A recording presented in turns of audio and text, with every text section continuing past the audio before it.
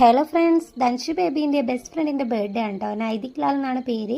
നമ്മുടെ സ്വന്തം നൈദീൻ്റെ കുറച്ച് എനിക്ക് ഭയങ്കര ഇഷ്ടപ്പെട്ട 2-3 ഫോട്ടോസ് ഞാനിവിടെ ഷെയർ ചെയ്യാണ് കേട്ടോ.